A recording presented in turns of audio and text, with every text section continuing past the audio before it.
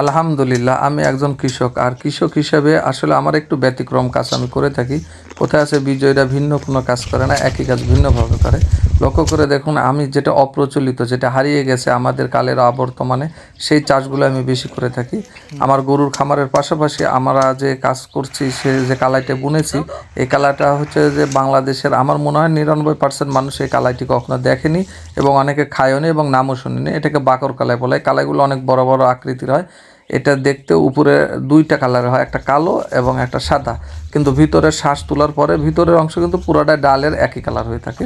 এটা একটা ডাল জাতীয় ফসল এবং এই ফসল থেকে যেটা আমরা ডাল পাই, ডাল পাওয়ার পরে এটা আমরা মাড়াই করার পরে যে ভুসি থাকে, ভুসিটা আমাদের ছাগল এবং গরুর জন্য খুবই উৎকৃষ্ট মানের একটি পুষ্টিকর খাবার হয়। যার কারণে এই কালাইটা আমরা মাড়াই করার পরে এর যে ভুসি হয়, এই ভুসিগুলো আমরা সুন্দর করে সংরক্ষণ করে রাখি।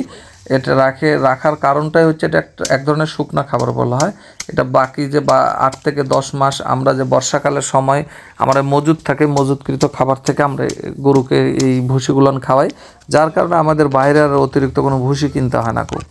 বিশেষ করে ভুসি খুবই অত্যন্ত শক্তিশালী একটি পুষ্টি সমৃদ্ধ গরুর জন্য খাবার। পাশাপাশি আমরা যে ডাল পাই, এই ডালও খুবই লাভজনক। কারণ হচ্ছে যে এটা জমিতে আমাদের এই জমির আল পাগার যেটাকে বলা হয়, এই আল পাগার দিয়ে আমরা এটা ছিটিয়ে দিলে হয়ে যায়। এখানে কোনো নিড়ানির কোনো প্রয়োজন নাই, এটা ছিটানো ক্ষেত বলা হয়।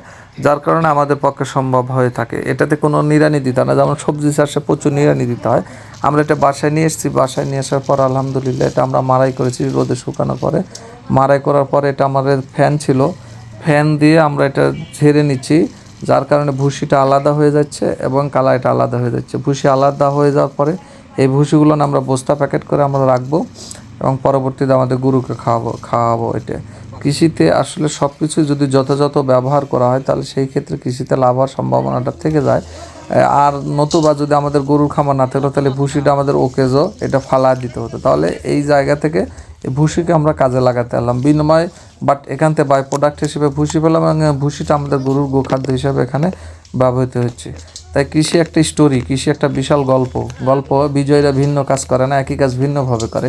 তাই কৃষক হলে কৃষক হওয়া যাবে না, কারণ কৃষকের মধ্যেও একটি ক্রিয়েটিভি থাকতে হবে। এই ক্রিয়েটিভি নিয়ে যদি আমরা কাজ করতে পারি, তবে আমরা প্রত্যেকটা কাজে আমাদের সফলতা হওয়া সম্ভব।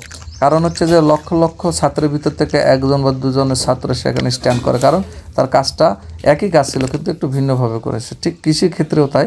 যেমন আমরা অন্যান্য ফসলের পাশাপাশি যেমন একটা অপ্রচলিত একটা কালাই, যেটা ডাল জাতীয় ফসল, এটা আমরা করেছি এবং এটা আমাদের সংরক্ষণ আছে।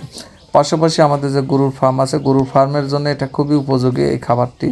যার কারণে এই খাবারগুলো আমরা সংগ্রহ করি এবং বিশেষ করে যে জমির আল পাগারগুলো, সবারই জমির আল পাগার যেটাকে বলা হয়, এগুলো কিন্তু পড়ে থাকে এবং সেখানে কিন্তু আগাছা জন্ম নেয়। আর সেই জায়গাতে আমরা কোদাল দিয়ে কুবিয়ে সেখানে কিন্তু আমরা এই কালাইগুলো দেওয়ার কারণে আমরা এখান থেকে কালাই পেয়েছি এবং এতে করে যেমন আমরা আর্থিকভাবে লাভবান হলাম, পাশাপাশি এখান থেকে আমরা গরুর খাবার আসলো, পাশাপাশি আমাদের যে পতির জমি পড়েছিল সেই পতির জমিটা আমাদের কাজে লাগলো। এই যে আমাদের গাভী গরুর দুধের ক্ষেত্রে এটা খুবই একটি মানে পুষ্টি সমৃদ্ধ একটি উপাদান, কিন্তু একটি খাবার যা খুবই গরুর খামারের জন্য একটি লাভজনক। এইভাবে যদি আমরা কৃষিতে যদি আমরা নিজেকে আত্মনিয়োগ করি এবং এই নিয়োগের মধ্যে দিয়ে আসবে আমাদের সাফল্য। ব্যক্তি সাফল্য মানেই আপনার সামাজিক সাফল্য, সামাজিক সাফল্য মানে রাষ্ট্রীয় সাফল্য। পাশাপাশি দেখেন আমাদের ছেলে সন্তানরা আমাদের সাথে, তারা আমাদের কাজে সহযোগিতা করে। এতে করে তাদের মনোনিবেশটা এখানে ভালো থাকে, কারণ তারা বাবার কাজের সাথে তারা সহায়তা করতেছে। এই সময়টা তারা দুষ্টুমো করার কোনো সুযোগ পেল না। তাহলে তাদের ভিতর একটা অনুপ্রেরণা এবং তাদের যে হালাল রুজি, কৃষি তো শতভাগ একটা হালাল রুজির জায়গা, তাদের ভিতর একটা মানসিক যে একটা শক্তি তৈরি হয় যে আসলে বাবার এই কাজগুলো শতভাগ সেখানে হালাল এবং নিরাপদ, এবং খাদ্য নিরাপদ, যেখানে আমরা নিরাপদ খাদ্যের জন্য গোটা দেশে আজকে অনিশ্চয়তায় ভুগতেছি, আমরা সেখানে কিন্তু আমরা নিরাপদ খাদ্য উৎপাদন করে থাকি। এবং আপনারা জানেন আমরা অনলাইন ই-কমার্সের মাধ্যমে আমরা গোটা বাংলাদেশে কিন্তু আমরা আমাদের গরুর খামারের ঘি, তারপর দুধ থেকে শুরু করে গরু, তারপরে যে কালাই জাতীয় সব কিছু আমরা কিন্তু অনলাইনে এখন গোটা বাংলাদেশে এটা কিন্তু আমরা দিয়ে থাকি। কারণ যারা আমাদের সাথে যোগাযোগ করে তাদেরকে আমরা দেই এবং এটা এখন দেওয়ার মাধ্যম খুবই সহজ হয়ে গেছে। যাই হোক, সবার প্রতি দোয়া শুভকামনা রইল। আপনারা আমাদের জন্য দোয়া করবেন, আমরা আপনাদের জন্য দোয়া করি।